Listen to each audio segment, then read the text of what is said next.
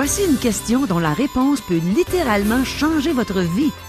Que faut-il faire pour être sauvé, pour avoir la vie éternelle?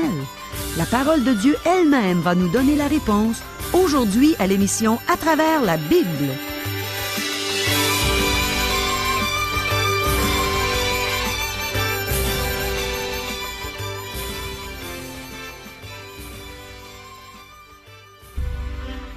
Chers auditeurs, pour en savoir davantage sur le contenu de cette émission, vous pouvez contacter en tout temps Radio Espoir au 1-877-l'Espoir, 1-877-537-7647.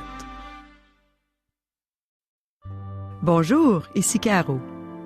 Je vous encourage à porter une attention particulière à l'enseignement que Dieu va nous donner aujourd'hui.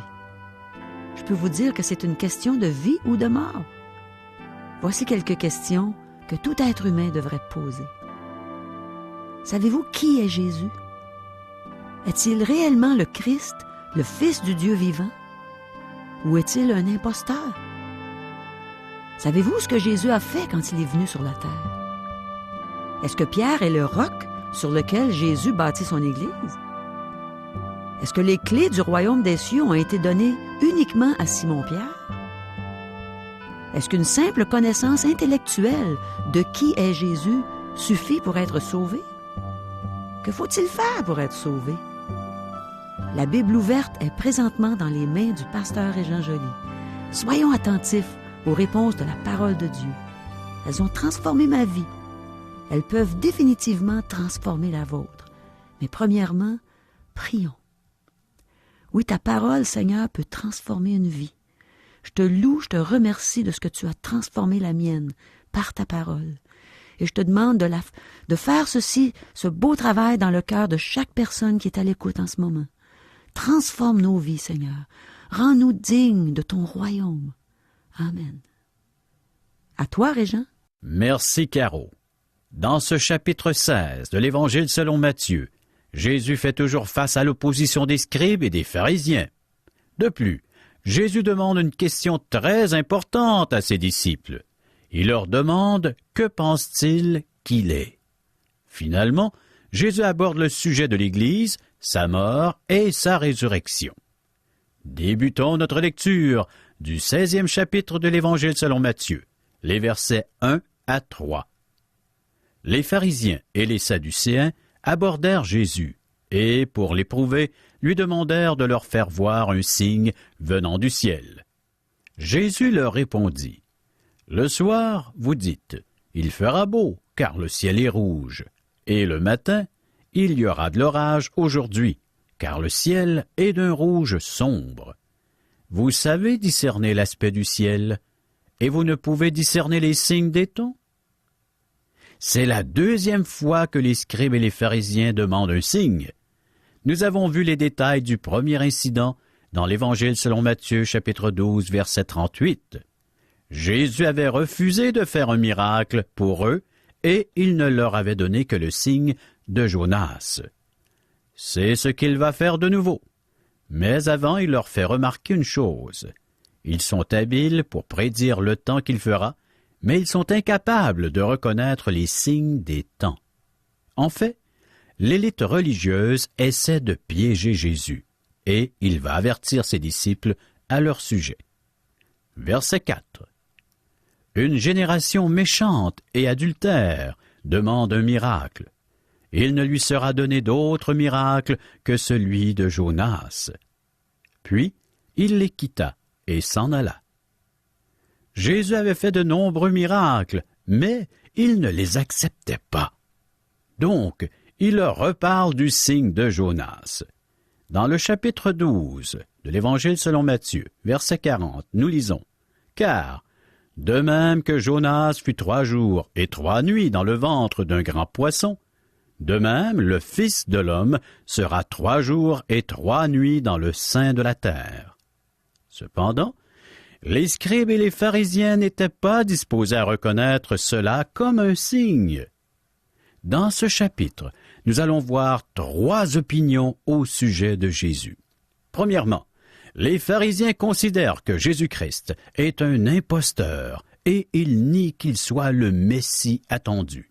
Par contre, la foule pense qu'il est Jean-Baptiste, Élie, Jérémie ou un autre des prophètes.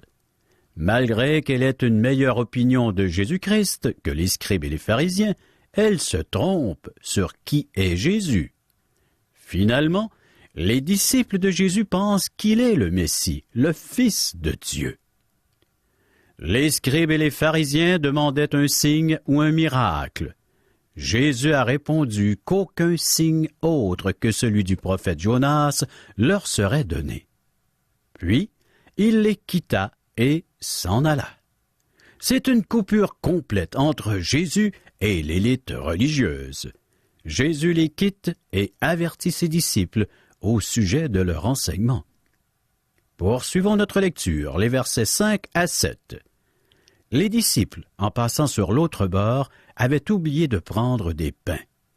Jésus leur dit, « Gardez-vous avec soin du levain des pharisiens et des sadducéens. » Les disciples raisonnaient en eux-mêmes et disaient, « C'est parce que nous n'avons pas pris de pain. » Au chapitre 13, nous avons vu que le levain représente toujours le mal et non le bien. Le Seigneur dit de se garder du levain. Si quelqu'un nous demande de se garder de quelque chose, c'est parce que cette chose est malsaine ou mauvaise. Les disciples ont pensé que Jésus leur parlait du pain. Versets 8 à 12. Jésus, l'ayant su, dit, « Pourquoi raisonnez-vous en vous-même, gens de peu de foi, sur le fait que vous n'avez pas pris de pain? Êtes-vous encore sans intelligence?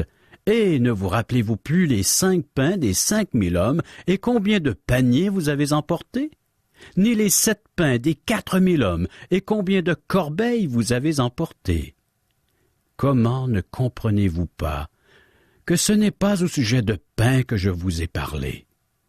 Gardez-vous du levain des pharisiens et des sadducéens. » Alors ils comprirent que ce n'était pas du levain du pain qu'il avait dit de se garder, mais de l'enseignement des pharisiens et des sadducéens. Si Jésus avait parlé de véritable pain, les apôtres auraient dû se rappeler les 2 multiplications des pains, alors que 2 nombreuses foules furent nourries. Mais il ne parlait pas du pain d'un boulanger. Selon l'interprétation du Seigneur, le levain est la fausse doctrine. C'est quelque chose de mauvais. Lorsque les gens parlent du levain de l'Évangile, ils emploient un terme contradictoire. Le levain ne représente jamais l'Évangile, mais c'est un symbole du mal. Si vous acceptez l'autorité de Jésus, alors ceci devrait trancher la question une fois pour toutes. Nous devons toujours bien réfléchir en étudiant l'Évangile selon Matthieu, car cet Évangile est la clé pour interpréter le reste des Saintes Écritures. Il est nécessaire de faire certaines distinctions et de noter attentivement ce qui se passe. Verset 13. Jésus, étant arrivé dans le territoire de Césarée et de Philippe, demanda à ses disciples, « Qui suis-je au dire des hommes, moi le Fils de l'homme? » Si vous consultez une carte, vous noterez qu'il y a 3 Césarées. Césarée de Philippe est située au nord de la mer de Galilée. Le Seigneur Jésus se trouve dans la région nord et il va maintenant entreprendre un périple qui va le conduire à Jérusalem et à la croix. Avant d'entreprendre ce dernier voyage, il doit faire comprendre 2 choses à ses disciples. Premièrement, qui il est, et deuxièmement, ce qu'il va faire. Mes amis, ce sont 2 choses que nous devons comprendre pour devenir chrétiens. Nous devons savoir qui est Jésus-Christ et nous devons savoir ce qu'il a fait. Notez la première question de Jésus-Christ. « Qui suis-je au dire des hommes, moi le Fils de l'homme? » Jésus-Christ demande encore cette question aujourd'hui. Et on la répond encore. Jésus-Christ est toujours la personne qui provoque le plus de controverses sur cette terre. Maintenant, nous allons examiner les réponses de la foule qui suit Jésus-Christ. Je pense que si nous posions la question à des gens sur la rue, nous aurions des réponses semblables car les gens sont toujours confus au sujet de la personne de Jésus-Christ. Verset 14. Ils répondirent, « Les uns disent que tu es Jean-Baptiste, les autres Élie, les autres Jérémie, ou l'un des prophètes. Les uns disent que tu es Jean-Baptiste. Jean-Baptiste était un grand homme, et la foule le reconnaissait. De nos jours, bien des gens voient en Jésus un grand enseignant. » Certains affirmaient que Jésus était le prophète Élie. C'est vrai qu'Élie fut un grand personnage, et aujourd'hui, il y en a qui voient en Jésus-Christ un grand personnage. D'autres prenaient Jésus-Christ pour le prophète Jérémie. Jérémie fut un grand prophète qui pleura la destruction de Jérusalem. Les gens ont vu Jésus pleurer, et la foule le prenait pour un grand prophète. Cependant, il circulait plusieurs opinions au sujet de quel prophète devait être Jésus. Donc, nous avons ici l'opinion générale qui circulait parmi le commun des mortels. Un jeune pasteur très extraverti qui a entendu notre prédicateur J. Vernon McGee, le responsable, l'auteur de nos textes, prêcher sur ce sujet. Il est descendu dans la rue et a demandé aux passants qui était Jésus. Il a reçu toutes sortes de réponses. Certains affirmaient qu'il fut le plus grand enseignant qu'il y ait eu dans le monde, dans toute l'histoire. Certains voyaient en lui le fondateur d'une religion. D'autres pensaient qu'il était un homme bon. D'autres le classaient parmi les hommes célèbres de l'histoire, parmi les autres prophètes. Maintenant, Jésus va poser la question à ses disciples. Versets 15 et 16. « Et vous, leur dit-il, qui dites-vous que je suis? » Simon-Pierre répondit, « Tu es le Christ, le Fils du Dieu vivant. » C'est au tour des disciples de répondre et d'afficher leur couleur. Simon-Pierre fut le porte-parole du groupe. « Tu es le Christ, c'est-à-dire le Messie, loin, celui dont l'Ancien Testament a prédit la venue. » Et Pierre a ajouté, « le Fils du Dieu vivant. » Il ne pouvait pas y avoir de plus belle confession, de plus grande reconnaissance. Et c'est exactement qui est Jésus, le Messie et le Fils de Dieu. Verset 17. Jésus, reprenant la parole, lui dit, « Tu es heureux, Simon, fils de Jonas, car ce ne sont pas la chair et le sang qui t'ont révélé cela, mais c'est mon Père qui est dans les cieux. » Seul le Saint-Esprit peut révéler Christ à une personne. Personne n'appelle Jésus Seigneur, si ce n'est poussé par l'Esprit Saint. Seul l'Esprit de Dieu peut prendre ce qui est à Christ et nous le révéler. Ce ne sont pas la chair et le sang qui t'ont révélé cela. Autrement dit, tu n'as pas appris cela en te tenant en ma compagnie. Certains pensent probablement que s'ils avaient suivi Jésus pendant presque 3 ans, ils sauraient qui il est. Pensez-vous vraiment cela, mes amis? Vous pouvez connaître Jésus-Christ aussi bien que les apôtres parce que c'est l'Esprit de Dieu qui vous le révèle. Verset 18. « Et moi, je te dis que tu es Pierre, et que sur ce roc je bâtirai mon Église, et que les portes du séjour des morts ne prévaudront point contre elle. » Examinons attentivement ce verset. Sur quel roc est-ce que Jésus-Christ bâtit son Église? Certains affirment que le roc est Simon-Pierre. Mais ce n'est pas le cas, car le texte emploie 2 mots différents. Tu es Pétros, une petite roche, et que sur ce Pétra, rocher, je bâtirai mon Église. D'autres pensent que Christ bâtit son Église sur la confession de Pierre. Je ne suis pas d'accord avec cela. Qui est le roc? Christ est le roc. L'Église est bâtie avec Christ comme fondement.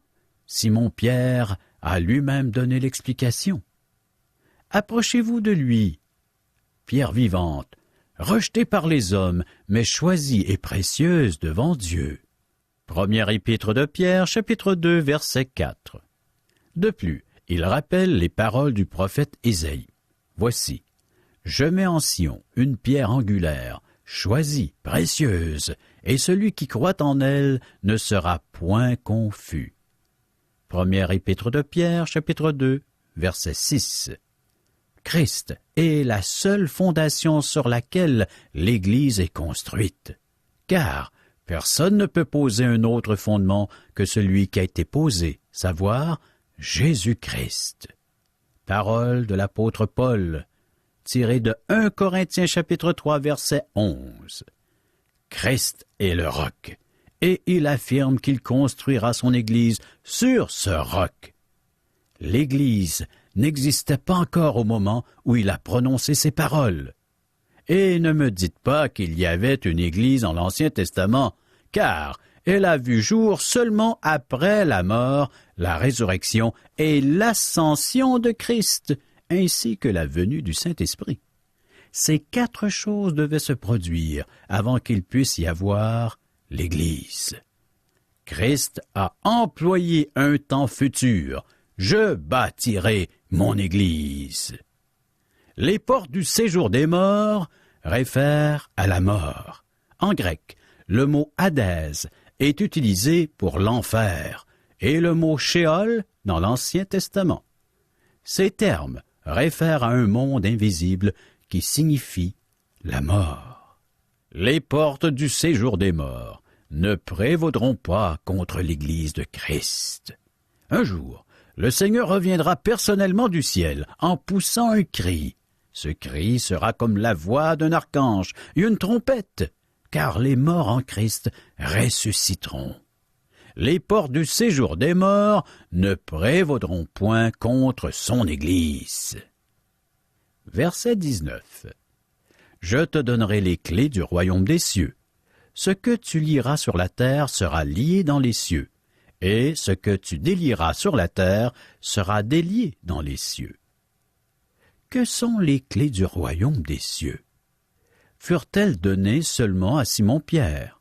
Non, le Seigneur les a données à tous ceux qui connaissent Christ comme Sauveur, à tous ceux qui font la même confession que Simon-Pierre. Si tu es un enfant de Dieu, tu as les clés aussi bien que tous les autres enfants de Dieu. Les clés étaient un symbole de l'autorité des scribes qui interprétaient les Écritures au peuple. Aujourd'hui, tous les chrétiens ont une copie de la Bible, donc ils ont les clés. Si nous ne semons pas la parole, nous lions sur terre. Si nous la transmettons, nous délions sur terre. Aucun homme ou aucune dénomination religieuse possède les clés, à l'exclusion de tout autre. Nous devons prêcher l'Évangile, car c'est le seul message qui conduit au salut. Nous avons une très grande responsabilité. Verset 20. Alors, il recommanda aux disciples de ne dire à personne qu'il était le Christ. Jésus a fait cette requête, car une simple connaissance intellectuelle de qui il est ne suffit pas. Pour être sauvé, il faut savoir qui est Jésus, ce qu'il a fait, et le recevoir par la foi. Maintenant, pour la première fois, le Seigneur Jésus va expliquer à ses disciples qu'il doit mourir et ressusciter. Cela s'est probablement produit 6 mois avant la crucifixion. Pourquoi a-t-il tant attendu avant de faire cela? Probablement parce que ses disciples n'étaient pas prêts. D'ailleurs, nous le voyons par leur réaction. Il a dit 5 fois qu'il allait à Jérusalem pour mourir. Malgré cela, ils n'ont compris qu'après la résurrection de Christ. Ces 5 fois, vous pourrez les lire dans l'Évangile selon Matthieu, chapitre 17, verset 12, chapitre 17, versets 22 et 23, chapitre 20, versets 18 et 19, ainsi que chapitre 20, verset 28. Poursuivons notre lecture, verset 21. Dès lors, Jésus commença à faire connaître à ses disciples qu'il fallait qu'il aille à Jérusalem, qu'il souffre beaucoup de la part des anciens, des principaux sacrificateurs et des scribes, qu'il soit mis à mort et qu'il ressuscite le 3e jour. Voilà ce qu'a fait Jésus pour vous et moi. C'est cela l'Évangile. Christ est mort pour nos péchés selon les Écritures. il fut enseveli et il est ressuscité. Vous devez savoir qui est Christ. Vous devez savoir ce qu'il a fait pour vous. Si vous savez ces deux choses, et que vous croyez en Christ, et que vous le recevez, alors vous êtes sauvés. Ceci n'avait jamais été révélé, sauf à Nicodème, un chef religieux, au début du ministère de Jésus-Christ, que nous retrouvons dans Jean chapitre 3, versets 1 à 16. Verset 22. Pierre, l'ayant pris à part, se mit à le reprendre et dit, « À Dieu ne plaise, Seigneur, cela ne t'arrivera pas. » En fait, Pierre dit, « Tu es le Messie, tu es le Fils de Dieu. Tu ne dois pas et tu ne peux pas mourir sur une croix. » La croix ne faisait pas partie du concept du Messie et du roi qu'avaient les apôtres. Verset 23. Mais Jésus, se retournant, dit à Pierre, « Arrière de moi, Satan. Tu mets en scandale, car tes pensées ne sont pas les pensées de Dieu, mais celles des hommes. » Nier la mort de Christ à la croix et sa résurrection est un acte satanique. Tout prédicateur qui nie cela en chair commet un acte satanique. Seule la mort expiatoire à la croix de Jésus-Christ, notre substitut, peut nous sauver. Plus tard, Pierre a écrit, « Lui qui a porté lui-même nos péchés en son corps sur le bois, afin que, morts au péché, nous vivions pour la justice. Lui par les meurtrissures duquel vous avez été guéris. » Première épître de Pierre, chapitre 2, verset 22. Le Seigneur a dit à Pierre, « Arrière de moi, Satan. » Une minute. Pierre affirme que Jésus est le Fils de Dieu. La minute suivante, il est trompé par Satan. Verset 24. Alors Jésus dit à ses disciples, « Si quelqu'un veut venir après moi, qu'il renonce à lui-même, qu'il se charge de sa croix et qu'il me suive. » Certains pensent que ce verset réfère à se priver de certaines choses telles de la crème glacée. Ce verset ne nous dit pas de renoncer à certains items de luxe.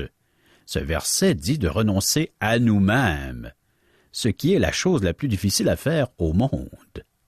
Renoncer à soi-même, c'est mourir à soi-même et mettre Christ à la place.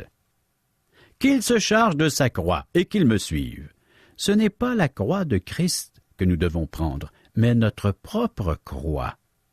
Nous en aurons une si nous décidons de suivre Christ. Versets 25 à 27.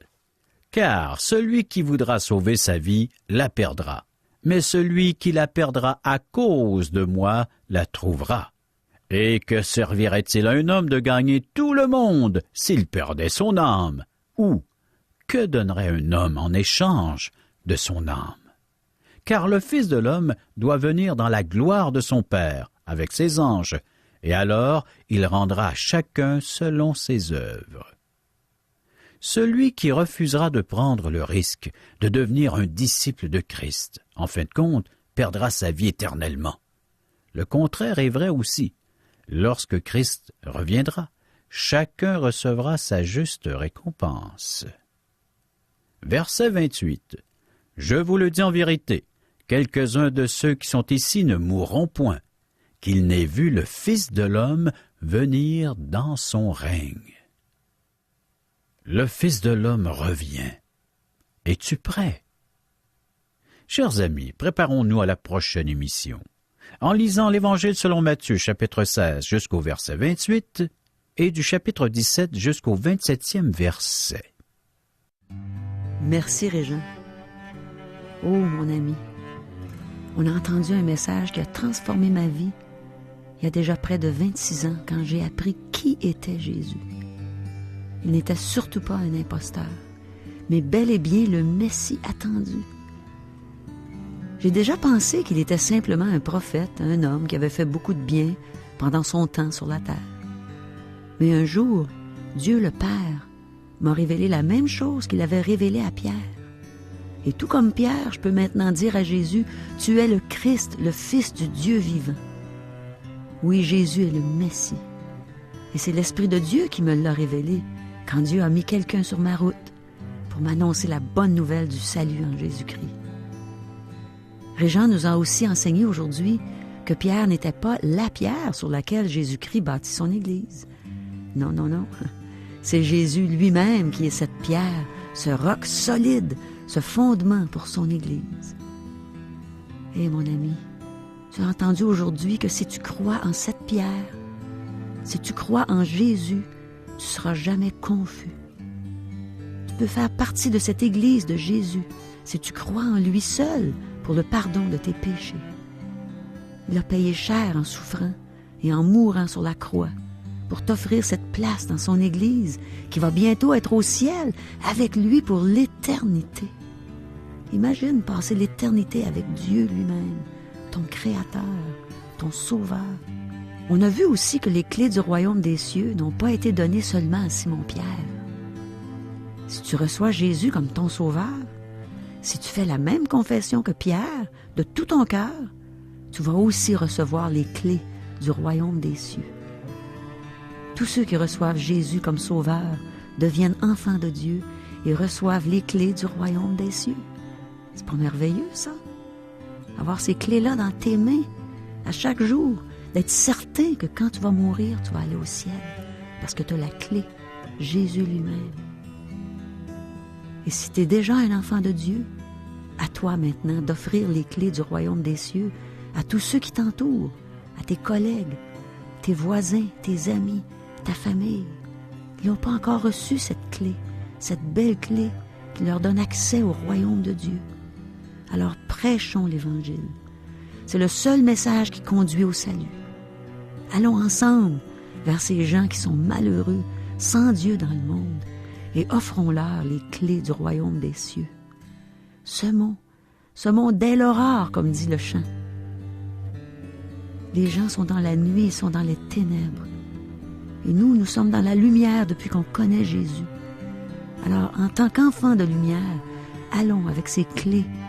Allons débarrer ces portes, les portes de ces cœurs, pour que la parole de Dieu puisse y pénétrer, pour qu'ils puissent devenir des enfants du royaume de Dieu, qu'ils puissent eux aussi posséder ces belles clés, les clés du royaume que Dieu prépare pour ses élus. N'attendons pas. Cher peuple du Québec, je profite de l'occasion pour vous inviter à participer au Camp de l'Espoir du 15 au 19 juillet 2003 qui se déroulera à Grand-Sault, Nouveau-Brunswick. Nous vous offrons une nouvelle vague d'aventures dans le Seigneur. En plus de faire des sondages mercredi et jeudi en visitant les gens de l'endroit, vendredi le 18 juillet, à la polyvalente Thomas Albert, vous assisterez à un spectacle de marionnettes en fin d'après-midi et plus tard en soirée à une présentation de musique gospel animée par le groupe Aujourd'hui l'Espoir. À ce dernier, un groupe de la Nouvelle-Écosse va se produire sur scène et une artiste chrétienne locale, Brenda Genot, gagnante d'un Christian Country Music Award au Tennessee, va nous faire connaître quelques-unes de ses chansons. Une belle soirée en perspective, je vous le dis. Et samedi matin, donc le 19 juillet, dès 9h, vous êtes invités à participer à notre merveilleux déjeuner d'espoir, toujours à la cafétéria de la polyvalente Thomas Albert de Grand-Sault. Venez entendre le témoignage d'une vie transformée par Dieu, celui de la chanteuse Caro. C'est donc un rendez-vous au Nouveau-Brunswick du 15 au 19 juillet 2003. Au plaisir de vous y voir.